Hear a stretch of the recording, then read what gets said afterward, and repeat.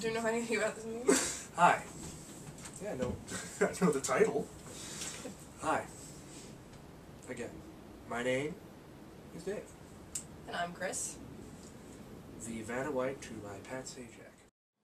In case I forgot to mention it, this is our happy hour.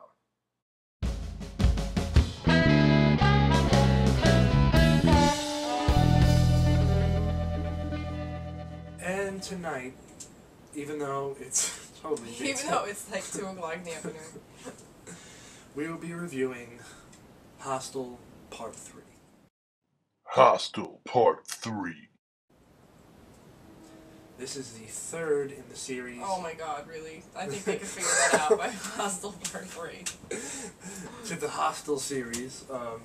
It is not done. Not done by Eli Roth. In fact, I'm pretty sure Eli Roth had absolutely nothing to do with this. It was in fact done by Scott Spiegel, who you might remember directed the 1989 slasher flick starring Bruce Campbell and Sam Raimi, Intruder. He also did the sequel to From Dusk Till Dawn, the Texas Blood Money one, the one that sucked. Hangman's Order was actually pretty good, but that's beside the point. He did the one that sucked. And now he's back doing Hostel 3. A bunch of dudes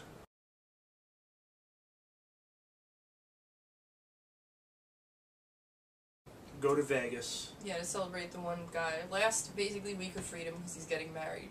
Yep. Week. Yeah, exactly. So right there and shit like that, you have the Hangover plot. Yes, yeah, you do. It's literally the Hangover plot, except that they run into the Elite Hunting Club. Yes. Well, she's thinking about getting the tattoo of the dog of somewhere, which would be pretty neat. But anyway, that's beside the point. But not because of this movie, just in general. Just in general. Just, you know, neat little horror tattoo. Yeah, it is. A little horror reminder.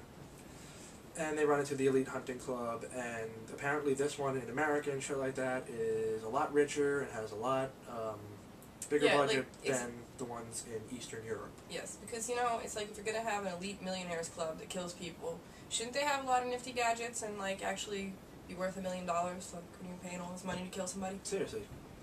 You know, I don't know. Paying all this money to kill somebody. A lot of people didn't like that aspect of it, but I thought it made more sense than, we're going to take you into this random place that nobody would ever go into. Ever. And Takashi Miki walks out of, in there. You can spend a lot of money in there. Oh, Takashi Miki. Takashi Miki. The plot, like, goes in, you know, it looks pretty straightforward at first, and you're thinking, like, oh, okay, people are going to beat them, and then they're going to get murdered, and blah, blah, blah, blah. But it takes so many twists and turns, and goes this way and that way, that it has you really entertained. I'm going to tell you flat off the bat, do not expect the gore and torture that you got in Hostel 1, and Hostel Part 2, Hostel for Women. I'm sorry, dude, but it had all females and shit like that. It was just, everything about it was made totally fun of that shit. Well, even the Elizabeth Bathory, the penis cut off at the end, it was all completely geared towards women. But that's Hostel 2, this is Hostel 3 and shit. Didn't have the gore and torture that the first two had, but it made up for it in plot. And lots of twists and turns. Yeah. Every time I thought it was going to duck, it dodged. Yes. Every time I thought it was going to dodge, it jumped.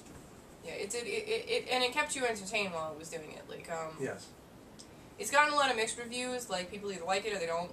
And a lot of the complaint is because there wasn't very much gore in it. And I agree to some, you know, respect for that.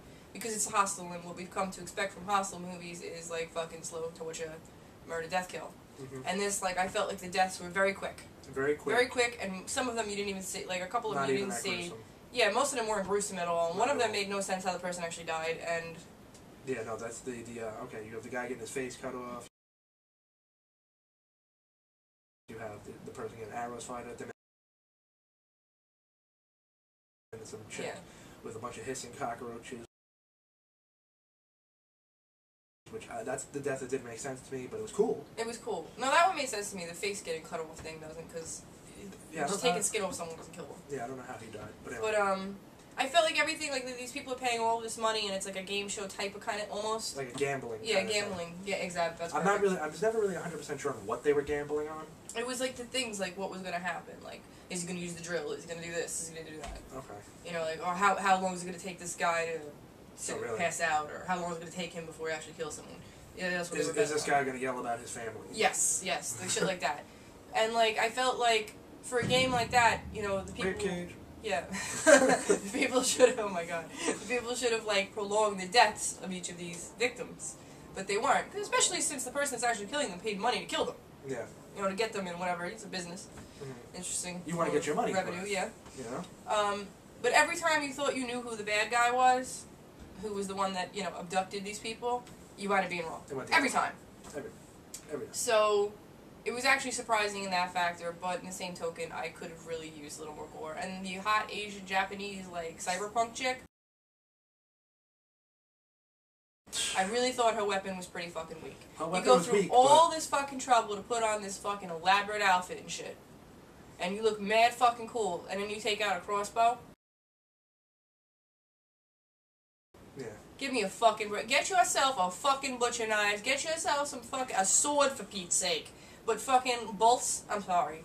A hammer, some nails. Maybe if the person that you were killing was running in the wild, that would have been cool. Yeah, no, yeah, well...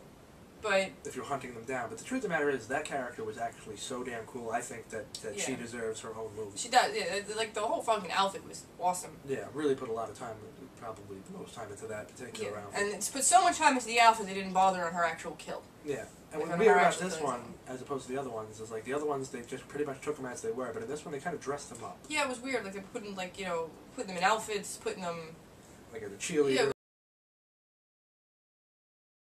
it was very weird. And that was a little strange. But like I said, this was a whole new animal. It was in America, and it was, like, more of... you got to see more of the actual elite hunting squad than you have in the other movies. You got to see a little more of their whole shit. You got to see that there was a head office somewhere. Yeah, like you got to see that this has been going on for years, and that they have a whole thing with this now, and... it's apparently all across the world. Yeah. And it isn't just, like, secluded to just Eastern Europe. Yeah, where people, you know, go missing and nobody cares. Yeah. This was right in the heart of Sin City, and... come vacation in Eastern Europe! Yeah. What city So, what happens I guess Eastern this was the answer to, like, we had, you know, we always joke that they're like, all these movies have taught us that, like, Americans aren't welcome anywhere. Apparently, this was America's way of being like, well, you can't come anywhere here. We do that shit too, except we do that shit like with technology. In style. We do that shit with class. Wow. With dapper. So, you know, all in all, there was a lot of hot naked chicks. You know, got to appreciate that. Not nearly as much. A lot of booty bumping. Look at Michael Weiss putting his name right on that chick's ass. You know, yeah, dude. The camera went to this chick like bumping. Dude, her butt. Shit, they were focused on that butt for like a solid 10 minutes. Went back to that butt again. They were like, whoever was filming this was like, her ass is so fucking fantastic. It needs its own fucking show. The director was like, bump it, baby, bump it. Okay, let's go over here. Oh, let's go back to the bump it. That was cool. I would give it an 8 out of 10. I would give it an 8 out of 10. I would actually say it was on par with Part 2 because Part 2 didn't have the punch that Part 1 had, but it had the gore, and Part 3 didn't have the gore that Part 1 and 2 had, but it had the twists and turns that Part 2 didn't. See, Part 2 was so memorable to me, I don't even remember any of it. You know? I remember so little. The only thing I remember is the bathroom scene, because you mentioned it. But I would have never called it up on my own. Yeah, Joshua Hoffman kind of... good old Joshua Hoffman. So, you know, neuter and spay your strippers and stupid friends that make you go to Vegas. Yeah, neuter and spay... everyone. Just everyone. Because everyone wants to kill you, okay? Everybody. So it doesn't matter what country. It doesn't matter where you vacation.